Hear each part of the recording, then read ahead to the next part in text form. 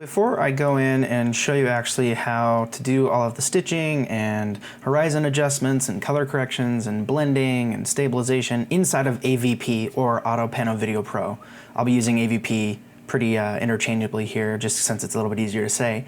I kind of just want to give you a brief overview of the program so you kind of can have a feel of where we're working. So these are obviously pretty self-explanatory up here, but I can just talk about what each of them mean. Open and save projects, obvious. You can choose which project to open from your hard drive or anywhere if you'd like with this button. Saving it obviously is a good thing.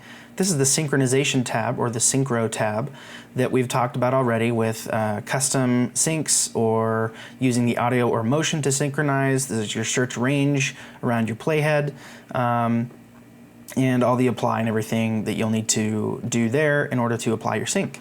So that's a pretty good tab. You'll only need this probably roughly at the beginning, or if you notice any other problems throughout your video, maybe down the line that you want to adjust your sync later, you can do that there. So this is the stitch panel where you can choose all your settings for stitching. This is stabilization here with your options as well for computing and applying stabilization to your video. Color correction for all your color correction needs. This is where you can adjust all your automatic stuff as well. Blending, and then for stereo if you are doing 3D 360 video. That's how you go there. And then this render button here, it's not really a tab, this render button will open up your render windows and will bring up your default settings. And then you can change all your stuff there. We'll go into more detail again, all of this later. And your batch render window is where you can open up projects and they'll all list here if you've clicked render and add them to the batch renderer. But I will show you how to do that later as well. So next thing, I like to usually close out these tabs if I'm not using them, just to give myself a little bit more screen real estate. Especially when I'm just doing horizon and things like that. But basically these are your two main windows. This is your input videos and your real-time preview. You'll notice too that there are keyboard shortcuts, my favorite thing, up here. So you can do Command 1 for just input videos, Command 2 for both, and Command 3 just for your real-time preview window. So this is usually the one I live in. On occasion I'll have both of them up if I need them, but most of the time I'm just at the real-time preview. And you have a few options here. These are grayed out until you're in authoring mode. And what this does is it allows you to view your video here as all sorts of different options. So you can do planar, you could do cylindrical. I mean, there's a whole bunch of different options. Fisheye, little planet. This one's really fun. You can click around and play with it. And yeah, you can kind of mess with these. And this is all exportable, renderable, so you could design all your stuff inside of AutoPano Video Pro or AVP and export it out for Instagram or whatever. But yeah, we can go into more detail on all these later. These are fun to play with though. And then this is just a few more options over here. This is your quality of your preview, your grid toggle. You can show which cameras are where with this little button there, which is nice. And down here is your timeline, and it has all your options for horizon, stitch, color, and this is where you can do all your keyframing and things like that. If you want to do a slow adjustment from one state to another. This is your in and out points here. All these different buttons set your in and out points. Again, I prefer doing keyboard shortcuts just with the I and O keys. Just makes it a little bit simpler, and that's how most other editors are, or most other editing programs are. Then these buttons here are actually pretty handy. You can go to the beginning or end of your out points, or you can go to the very beginning or the next marker. So if you're using the cutter tool right over here, and you double click and create two marks or two edits, you can adjust between the two, or you can move in between the two with these keys here.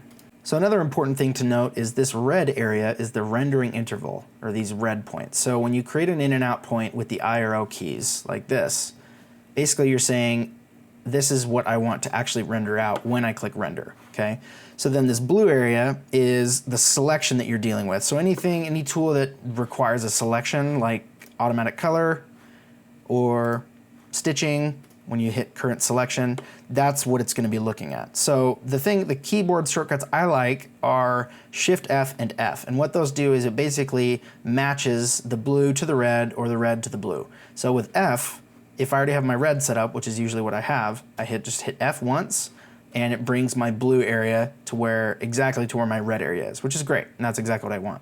But for some reason, say I've established my in and out points with my current selection option there, and it's different from my red, but I want it to be the same. Instead of trying to come in here and line it up perfectly, you can just hit Shift F, and it will automatically bring your rendering interval over. So that's just another keyboard, those are a couple keyboard shortcuts that I love using. I use them all the time, very, very important. Another thing that's kind of a hidden window, but it's very useful, is when you're in the cutting tool and let's say you've made an adjustment here and you have 2 points, right? You can actually come in here and along with removing it, you can actually click Edit and it will bring up this transition window. And you can access this as well from the drop down. So say you're in color, you can actually click on this little drop down arrow there and you can come to transition and it'll bring it up. It's obviously grayed out when you don't have a transition selected, but once a transition is selected by right-clicking and hitting Edit, it will come up and you can select these options here. So this is basically your interpolation. You can choose ease in, elastic, all this weird stuff. I don't know why in the world you'd ever need these kind of things, but they're there. So that's nice. Sometimes they do the smooth or quick smooth. And you can choose ease in, ease out. It's kind of like After Effects in that sense, but with a little bit less granular control. You kind of just have to choose one of the defaults and stick with it, but usually that's okay. Yeah, so anyway, that's transitions. Just remove that for now. There's a play forward and backwards for frames. You can also adjust how the time units are dealt with. So this is in frames. Now we're back in normal time code. You can also choose snapping, on or off. I mean, it's pretty self-explanatory.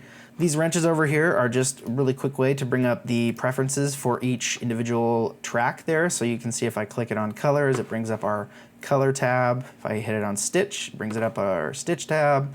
And the same thing for horizon. It'll bring up our stabilization stuff because that's pretty much the only thing that will be affected by horizon other than your basic horizon adjustment there. So if I apply this and go to my next keyframe, for instance, and apply it up there, hit apply, you can see now how it automatically tweens between those 2 points. So I can do different effects or whatever. This is a terrible example. This is something you would never want to do because it would mess up your horizon line and really mess with the view of your viewer. But we can kind of see really easily what these little keyframe options do as well. This will ease out of that, but it'll be a really quick move in the middle here. Like that. That's kind of fun, whatever. Anyway, so you can kind of see what it does. Pretty basic stuff. So that's a basic overview of AVP. So now let's dive in and get started.